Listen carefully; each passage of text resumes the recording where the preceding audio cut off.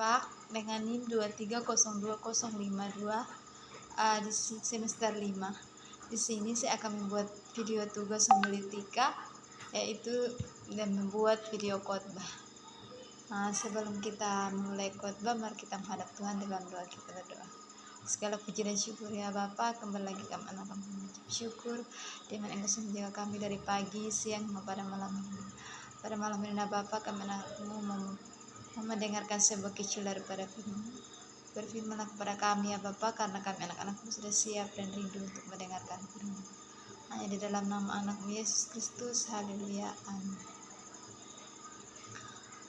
Di sini ayat Alkitab yang dapat saya khotbahkan terdapat dalam Filipi 4 ayat 13, yaitu yang berbunyi, segala perkara dapat kutanggung di dalam Dia yang memberikan kekuatan kepadaku. Di sini saya menemukan 3 kata kunci, yaitu yang pertama kekuatan, yang kedua pertanggungjawaban, dan yang ketiga kepercayaan. Di sini yang pertama ada kekuatan. Kita sebagai umat manusia, kita tidak bisa menggunakan kekuatan kita sendiri dalam menghadapi sebuah masalah, melainkan kita membutuhkan campur tangan Tuhan. Yang kedua ada pertanggungjawaban.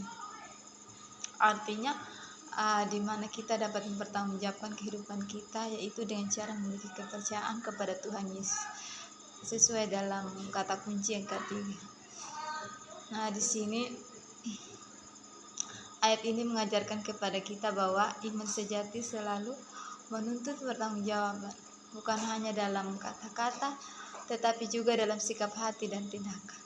Di sini Rasul Paulus mempertanggungjawabkan imannya dengan penuh kesetiaan, walaupun ia menghadapi kesengsaraan dan ketidakpastian.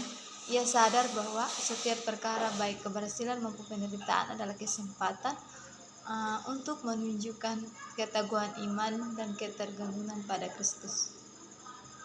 Kita sebagai orang percaya, kita seringkali dihadapkan pada berbagai kesulitan hidup, seperti tekanan ekonomi, kegagalan atau penyakit, bahkan kehilangan arah atau kehilangan masa depan. Dalam situasi seperti ini, kita mungkin tergoda untuk menyerah, atau kita lebih mengandalkan kekuatan sendiri. Namun dalam ayat ini mengingatkan kepada kita bahwa kekuatan kita hanya Tuhan. Kekuatan kita hanya bergantung kepada Tuhan. Kekuatan rohani yang sejati lahir dari penyerahan kehidupan kita kepada Tuhan.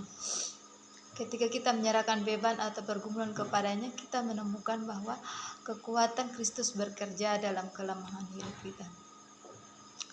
Pertanggungjawaban iman ini berarti bagaimana hidup kita memiliki kesadaran bahwa segala sesuatu yang kita harus lakukan dapat mencerminkan kepada Yesus Kristus. Artinya kita dapat bertanggung jawab untuk menjaga sikap hati kita dan memelihara pengharapan dan terus berjalan dalam ketaatan. Bahkan ketika hidup kita terasa berat, kepercayaan dapat berjalan dalam ketaatan, bahkan ketika hidup kita terasa berat. Di sini Tuhan bukan berarti kita tidak dapat mengalami. Di sini kita tahu bahwa ketika dalam mengikuti Tuhan bukan berarti kita tidak mengalami penderitaan, tetapi bahwa kita tidak pernah sendirian di dalam Tuhan. Kristus memberikan kekuatan adalah sebagai keberanian kita untuk terus melangkah dan terus berjalan bersama Tuhan. Melalui ayat ini kita juga diingatkan bahwa setiap tantangan adalah kesempatan untuk kita terus bertumbuh dan menjadi serupa dengan Kristus. Terkadang Tuhan seringkali membentuk kita melalui kesulitan, agar kita belajar untuk kita tidak bergantung kepada kekuatan sendiri, melainkan kita hanya bergantung kepada kekuatan Tuhan.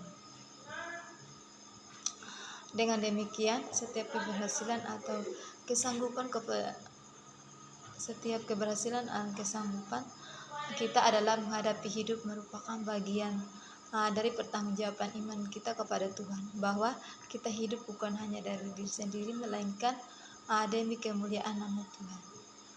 Maka kita tidak merasa lemah dan kita datang kepada Tuhan dan berkata seperti Rasul Paulus, aku tidak mampu tetapi Kristus di dalam aku sanggup. Pertanggungjawaban iman bukan beban, melainkan bentuk kasih dan kepercayaan kepada Tuhan yang selalu setia menopang kita. Jadi dalam ayat ini dapat kita pahami bahwa dalam kehidupan kita seringkali merasa bahwa kita tidak mampu dalam menjalani hidup ini. Tetapi ketika kita bersama-sama dengan Tuhan, pasti kita mampu berjalan bersama Tuhan. Intinya dalam kehidupan kita itu kita harus terus percaya bahwa kita harus hidup berkenan di hadapan Tuhan. Contohnya dalam lingkungan keluarga kita itu harus saling menghormati, saling menyayangi satu sama lain. Kita tidak boleh membeda-bedakan agama lain, tetapi bagaimana kita terus berjuang saling mengasihi satu sama dengan lain. Oleh karena itu kita sebagai anak-anak Tuhan, kita harus selalu setia mencari Tuhan dan menjadikan Tuhan satu-satunya dalam kehidupan kita. Kita percaya bahwa Tuhan akan selalu menolong kita. Mungkin pada saat ini kita merasa bahwa kita hidup jauh dari Tuhan, tetapi kita harus sadari bahwa Tuhan akan selalu menolong kita apabila kita terus percaya dan setia kepada Tuhan. Memang dalam menjalani hidup ini memang sangat berat, tetapi kita harus yakin dan percaya bahwa ketika kita terus bersama-sama dengan Tuhan dan hari-hari hidup kita hanya dipenuhi oleh kebenaran Tuhan, firman Tuhan, maka di sini kita akan menjadi serupa dengan Kristus. Jadi marilah setiap kita harus menanggalkan manusia lama kita dan terus mengikuti kehendak Tuhan. Menanggalkan manusia lama ini memang terkadang sulit dalam kehidupan kita, tapi kita harus berjuang menanggalkan semua itu agar hidup kita tidak dikuasai oleh iblis. Tetapi di sini kita harus mengandalkan Tuhan dalam segala hal. Contohnya dalam keluarga, dalam kehidupan keluarga itu kita harus mencari Tuhan lewat ibadah bersama keluarga. Di situ ketika kita sudah melakukan semua itu, situ kita bisa merasakan kehadiran Tuhan dalam kehidupan kita. Jadi apalagi kita sebagai anak-anak kuliah saat ini, kita jangan merasa putus asa, tetapi kita yakin dan percaya bahwa Tuhan akan selalu menjaga kita. Apapun setiap masa depan yang kita impikan, kita tidak perlu ragu atau tidak perlu khawatir akan masa depan kita, tapi bagaimana kita menyerahkan seluruh kehidupan kita hanya demi kemuliaan nama Tuhan. Kita harus hidup sempurna di hadapan Tuhan. Kita tidak boleh bercatat celah di hadapan Tuhan, tetapi bagaimana kita membersihkan diri kita dari noda-noda dosa dan terus hidup berkenan di hadapan Tuhan. Mungkin selama ini kita merasa bahwa kita belum bersih di hadapan Tuhan, tetapi kita harus sadari bahwa sekarang kita harus menyadari bahwa tanpa kita sadari selama ini Tuhan selalu ada buat kita. Oleh karena itu kita sebagai anak-anak Tuhan, mari kita terus berjuang untuk terus mencintai Tuhan. Apapun setiap tantangan yang kita hadapi, apapun setiap masalah yang kita hadapi, yakin dan percaya bahwa Tuhan akan selalu menolong kita.